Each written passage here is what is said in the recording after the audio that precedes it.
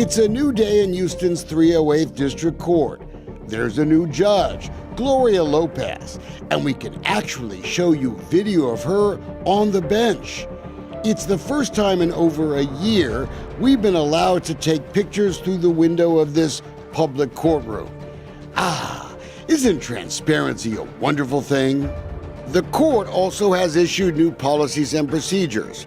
The court is fully committed to running an impartial court, it says, and has adopted a no-gift policy. Wonder what they did before. I'm James Lombardino. I'm honored to be the judge of your 308th Family District Court. The former judge was James Lombardino. He didn't like us much. Absolutely no photographs, video, or auditory recordings without judge's prior approval. Please disengage all electronic items.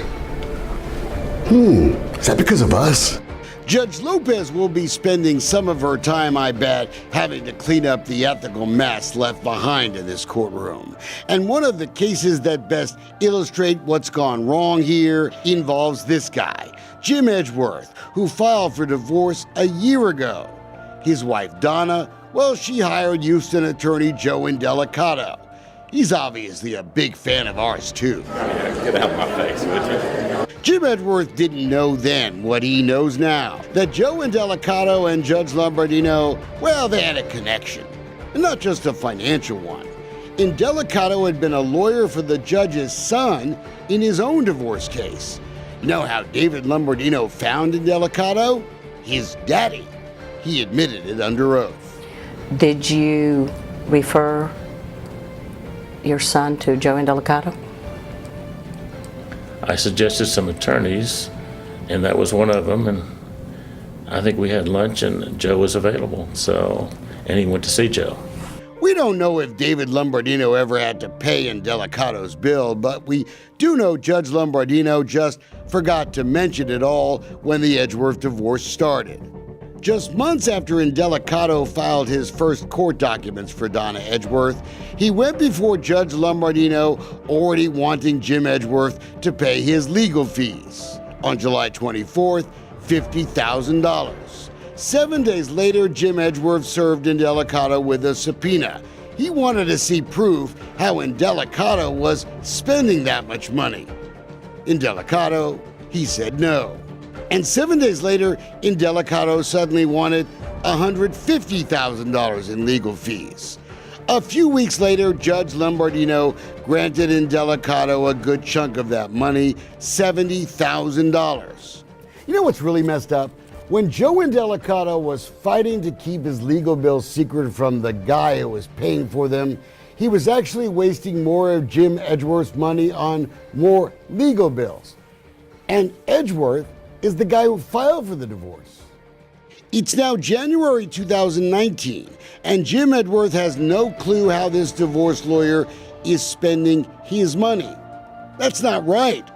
Show him the money. Show me the money! The only bills Indelicato has ever turned over are for a 3-month period from April 16th to July 12th, 2018, less than 3 months. And the bills total less than $14,000. Judge Lopez, well, she can fix all that, and all judges should. Every day, Houston family judges order someone in a divorce or custody case to pay for the other side's lawyers, pay for the lawyers representing the kids, pay for experts. It's kind of a cottage industry that's formed around family drama. You think this has become a racket? I don't think, I know it's a racket, 100%.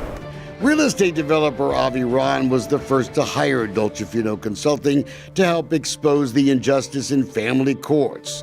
One of the problems, the failure of judges to make lawyers more accountable for explaining how they spent the money people were ordered to pay them.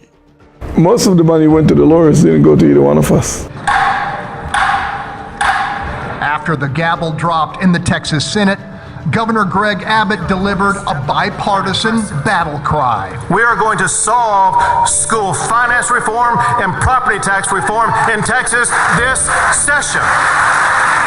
Texas lawmakers should also tackle family injustice, and one place to start is the money. Or should I say, show me the money. Show me the money! When a judge orders you to pay money to a lawyer or an expert, you should have a right to see how your money was being spent. Every 3 months sounds fair. Miss Celia, I'm Wayne Dolcefino. I'd like to talk to you about your case. I'm sorry, I'm not allowed to media. Why not? I don't want to make things worse. In Fort Bend County, Jacqueline Seeley was even ordered to help pay for a family bridges program that has literally hidden her children from her for months. Doesn't she have a right to know exactly how her money is being spent?